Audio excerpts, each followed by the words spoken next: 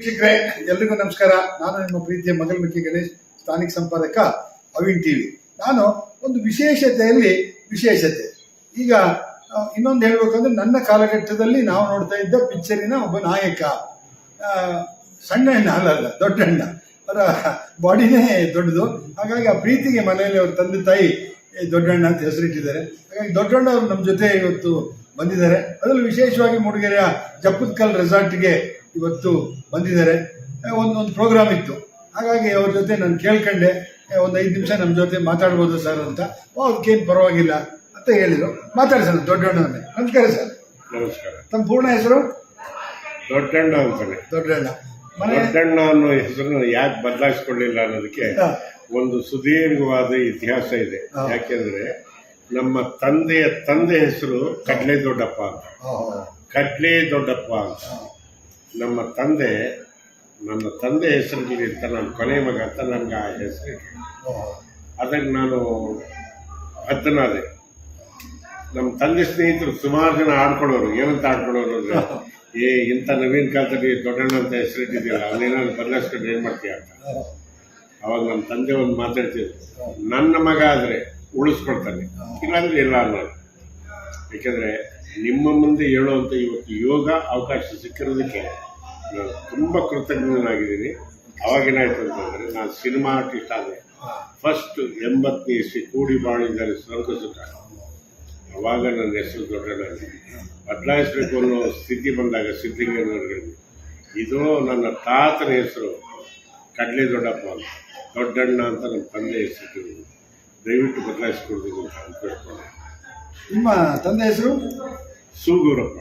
ತಾಯಿ ನಂಜಮ್ಮ ಅಂತ. ನಿಮ್ಮ ತಾಯಿ ತಂದೆಗೆ ನೀವು ಎಷ್ಟು ಜನ ಮಕ್ಕಳು? ನಾವು 3 ಜನ ಗಂಡು ಮಕ್ಕಳು. 3 ಜನ. ಮೊದಲನೇವರು ಬಸವರಾಜು, ಎರಡನೇವರು ರಾಚಣ್ಣ, ಮೂರನೇವರು ದೊಡ್ಡಣ್ಣ. ನಿಮ್ಮ ಒಂದು ಪ್ರಾಥಮಿಕ ಶಿಕ್ಷಣ ಎಲ್ಲಿಂದ ನಡೀತು? ಪ್ರಾಥಮಿಕ ಶಿಕ್ಷಣ ಅಂದರೆ ಗೋನ್ನಮ ಪ್ರಾಥಮಿಕ ಶಿಕ್ಷಣ ಅಂದರೆ ನೀವೆಲ್ಲ ತಿಳ್ಕೋಬೇಕು. ಇವತ್ತಿನ ಯುವಜನತೆ ದಾರಿ ತಪ್ತಾ ಇರೋದು ನೀವು ಅಲ್ಲಿ. ನನಗೆ ಪ್ರೈಮರಿ ಶಾಲೆಯಲ್ಲಿ ಸ್ಲೇಟು ಬಳಪ ಅಂತ ಇತ್ತು. ಸ್ಲೇಟು ಬಳಪದಲ್ಲಿ ಕೈ ಹಿಡಿದು ತಿದ್ದಿಸ್ತನು ಒಬ್ಬ ಇಸ್ಲಾಮಿಕ್ ಧರ್ಮದಲ್ಲಿ ಹುಟ್ಟಿದವರು ಮೊಹಮ್ಮದ್ ಅಲಿ ಅನ್ನೋ ಒಬ್ಬ ಮಹಾನುಭಾವ ನನ್ನ ಕೈ ಹಿಡಿದು ಈ ತಿರ್ಸಿದ ತಂದೆ ಅವನು ಕೈ ಹಿಡಿದು ತಿರ್ಸಿದ್ದರಿಂದಲೇ ಇವತ್ತು ನಾನು ತುಂಬ ಚೆನ್ನಾಗಿದ್ದೀನಿ. ಇವತ್ತು ಜಾತಿ ಜಾತಿ ಜಾತಿ ಅಂತ ಹೊಡೆದಾಡ್ತೀವಿ. ಎಲ್ಲ ಜಾತಿಯಲ್ಲೂ ಒಳ್ಳೆಯವರು ಇರ್ತಾರೆ, ಕೆಟ್ಟವರು ಇರ್ತಾರೆ. ಒಳ್ಳೆಯದನ್ನು ಮಾತ್ರ ತಗೋಬೇಕಷ್ಟೇ. ಇವತ್ತು ಏನು ಹಾಕ್ಕೊಟ್ಟಿದ್ದಾರಲ್ಲ ಬೇಸ್ಮೆಂಟು, ಅದೇ ಅಡಿಪಾಯದಿಂದಲೇ ನಿಮ್ಮ ದೊಡ್ಡಣ್ಣ ನಿಮ್ಮ ಮುಂದೆ ನಿಲ್ಲೋದಕ್ಕೆ ಒಂದು ಯೋಗ್ಯತೆ ಶಕ್ತಿ ಬಂದಿದೆ ಅಂದರೆ ತಪ್ಪೇನಿಲ್ಲ. ನಿಮ್ಮ ಪತ್ನಿ ಹೆಸರು? ಶಾಂತ ಅಂತ. ಶಾಂತ. ಆಮೇಲೆ ಮಕ್ಕಳು? 3 ಜನ. ಈಗ ಮೊದಲನೇವಳು ಹುಷಾರಾಣಿ ಅಂತ, ಎರಡನೇವನು ಮಗ. ನಮ್ಮ ತಂದೆ ಅವ್ರ ತಂದೆ ಹೆಸರಿಟ್ಟಿದ್ರಲ್ಲ, ಅದೇ ಥರ ನನಗೆ ಹುಟ್ಟಿದ ಒಬ್ಬನೇ ಮಗನಿಗೆ ನನ್ನ ತಂದೆ ಹೆಸರಿಟ್ಟಿದ್ದೀನಿ. ಸೂಗೂರು ವೀರಭದ್ರೇಶ್ವರ. ಸೂಗೂರು ಎಲ್ಲಿದೆ ಅಂತ ನೀವು ಕೇಳ್ಬೋದು. ರಾಯಚೂರಲ್ಲಿ ಥರ್ಮಲ್ ಪ್ಲಾಂಟ್ ಇದೆಯಲ್ಲ, ಅದನ್ನು ದೇವಸೂಗೂರು ಅಂತಾರೆ. ಆ ಸೂಗೂರೇಶ್ವರ ನನ್ನ ಮನೆಯಲ್ಲಿ. ಅದಕ್ಕೋಸ್ಕರನೇ ನನ್ನ ತಂದೆ ಹೆಸರು ಆಯಿತು, ನನ್ನ ಮನೆ ದೇವರ ಹೆಸರಾಯಿತು ಅಂದ್ಬಿಟ್ಟು ನನ್ನ ಮಗನಿಗೆ ಸೂಗೂರೇಶ ಅಂತ ಹೆಸರಿಟ್ಟಿದ್ದೀನಿ. 3ನೇಳು ಚೈತ್ರ ಅಂತ. ಎಲ್ಲ ವೆಲ್ ಸೆಟ್ಲು, ಚೆನ್ನಾಗಿದ್ದೀವಿ. ಮನುಷ್ಯನಿಗೆ ಬದುಕಕ್ಕೆ ಏನು ಬೇಕು ಅಂದರೆ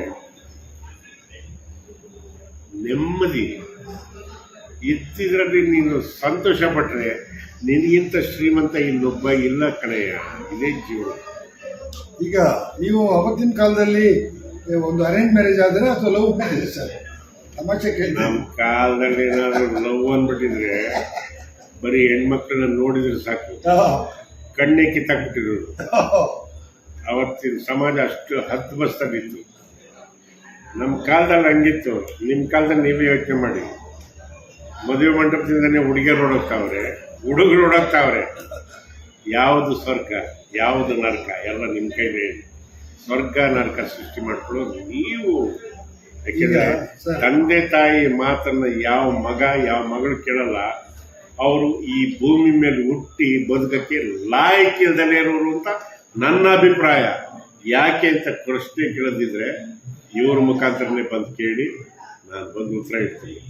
ಈಗ ಚಿತ್ರರಂಗಕ್ಕೆ ಬಂದ್ರಿ 80ನೇ ಇಸ್ವಿನಲ್ಲಿ ಸರ್. ಹೌದು, ಅಲ್ಲಿಂದ ಸುಮಾರು 45 ವರ್ಷ ಆಯ್ತು ಈಗ ಅಲ್ವಾ?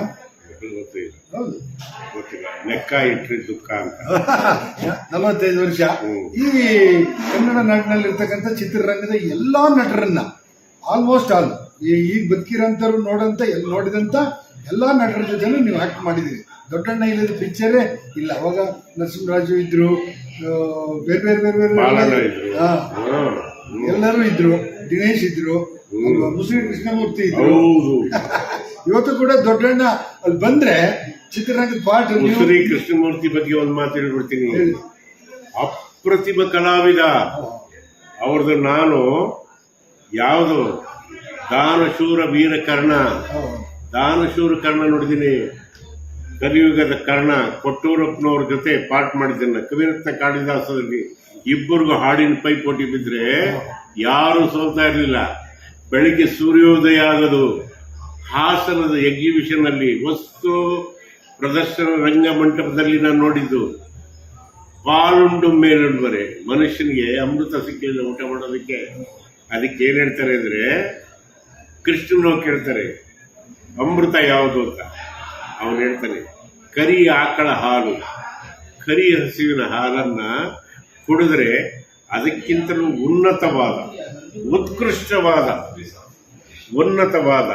ಉತ್ಕೃಷ್ಟವಾದ ಷಡ್ರಸೋಪೇತವಾದಂತಹ ಭೋಜನ ಇನ್ನೊಂದಿಲ್ಲ ಅಂತ ಪುಣ್ಯಾತ್ಮನೆಲ್ಲ ನೋಡೋ ಯೋಗ ಸಿಕ್ಕಿದ್ದಕ್ಕೆ ಕಣ್ರಿ ಈ ನಿಮ್ಮ ದೊಡ್ಡಣ್ಣ ಇವತ್ತು ನಿಮ್ಮ ಎದುರುಗಡೆ ಕೂತ್ಕೊಂಡು ಮಾತಾಡೋ ಶಕ್ತಿ ಬಂದಿದೆ.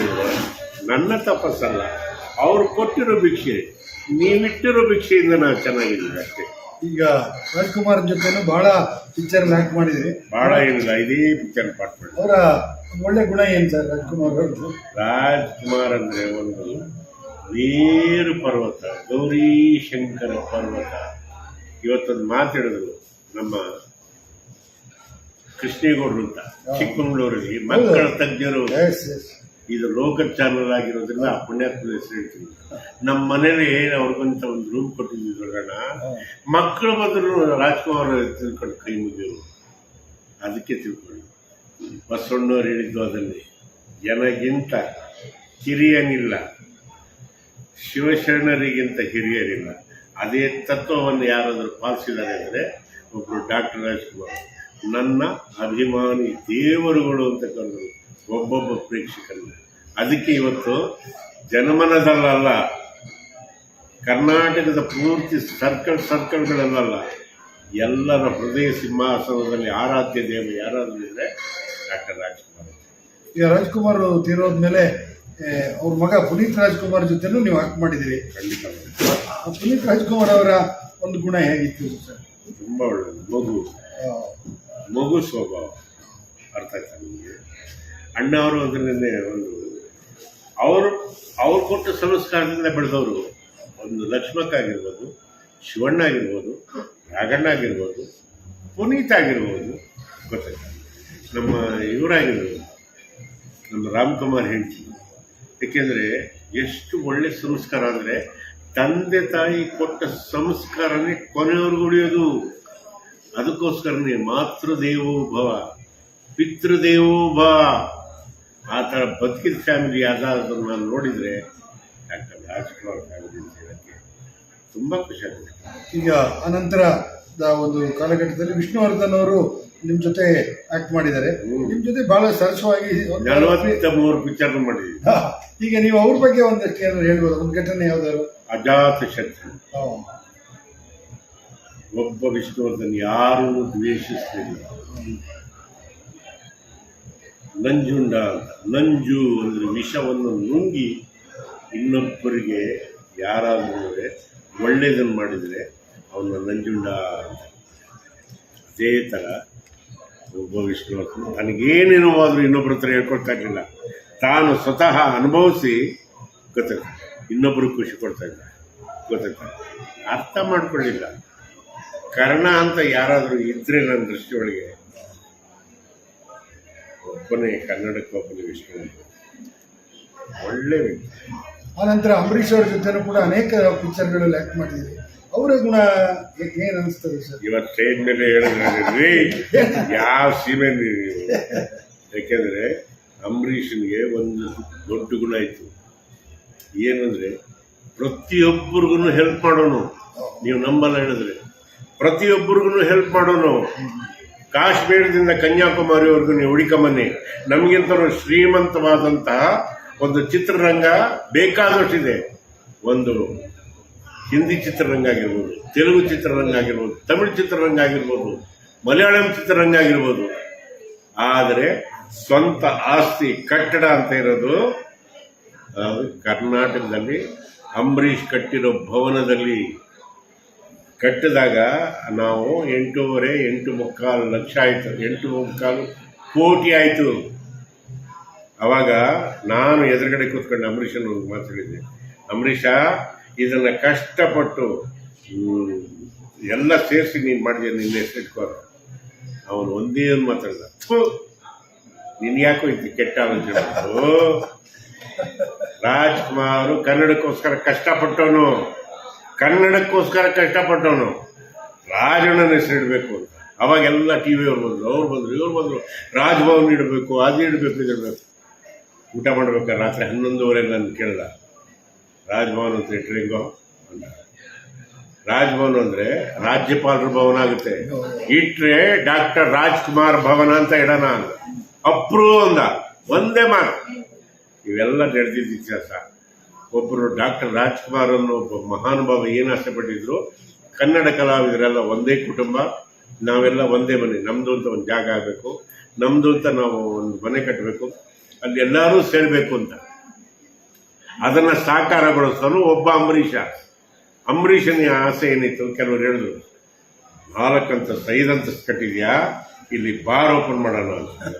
ಆವಾಗ ಅಂಬರೀಷ್ ಹೇಳಿದ್ದು ಒಂದೇ ಮಾತು, ಬೇಡ, ಬಾರ್ ಬೇಕಾದರೆ 2 ಎಕರೆ 3 ಎಕರೆ ಎಲ್ಲಿ ಬೇಕಾದ್ರೆ ಕೊಡಿಸ್ತೀನಿ ನಾನು, ಅಲ್ಲಿ ಮಾಡ್ಕೊಳ್ಳಿ.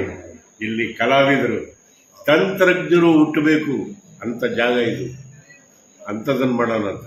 ಅದಕ್ಕೋಸ್ಕರನೇ ಅದನ್ನು ಸಾಕಾರಗೊಳಿಸೋದಕ್ಕೆ ಒಬ್ಬ ಅಂಬರೀಷನ ಹೆಸರನ್ನ ಉಳಿಸೋದಕ್ಕೆ ಅಂಬರೀಷ್ ಆಡಿಟೋರಿಯಂ ಅಂತ ಇಟ್ಟಿದ್ದಷ್ಟೇ ಅಲ್ಲ, ಒಬ್ಬ ರಾಕ್ಲೈನ್ ವೆಂಕಟೇಶ, ಈ ನಿಮ್ಮ ದೊಡ್ಡಣ್ಣ, ನಾವು ಎಲ್ಲ ಸೇರಿ ಕನ್ನಡ ಕಲಾವಿದರೆಲ್ಲ ಸೇರಿ Ambareesh art and culture, cine acting and sports academy open ಮಾಡ್ತಾ ಇದ್ದೀವಿ.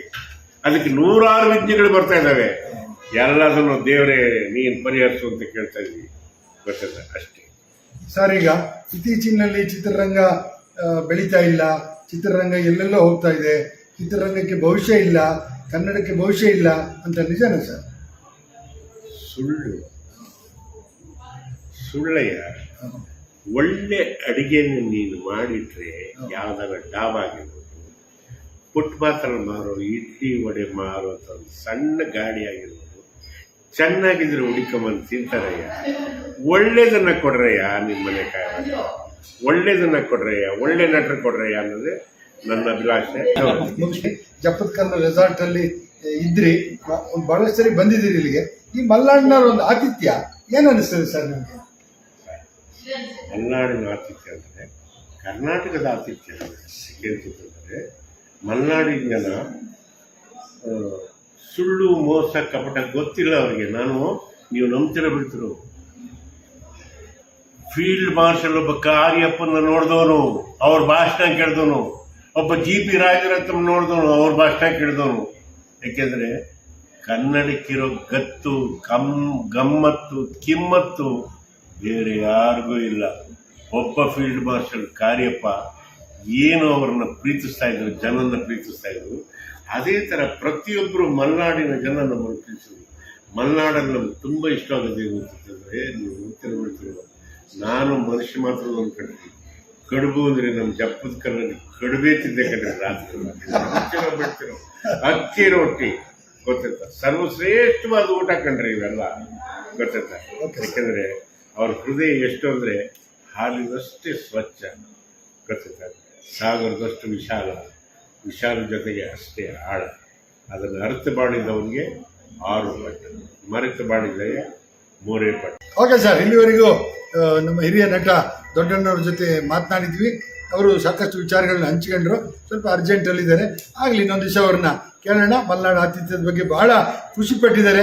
ಅವರಿಗೆ ಆ ಭಗವಂತ ಆರೋಗ್ಯ, ಆಯಸ್ಸು, ಐಶ್ವರ್ಯ ಎಲ್ಲನ್ನು ಕೊಡಲಿ ಅಂತ ಹೇಳಿ ಈ ಒಂದು ಸಂದರ್ಶನವನ್ನು ಮುಗಿಸ್ತಾ ಇದ್ದೀನಿ. ಹೋಗಿ ಬರ್ತೀನಿ. ನಮಸ್ಕಾರ.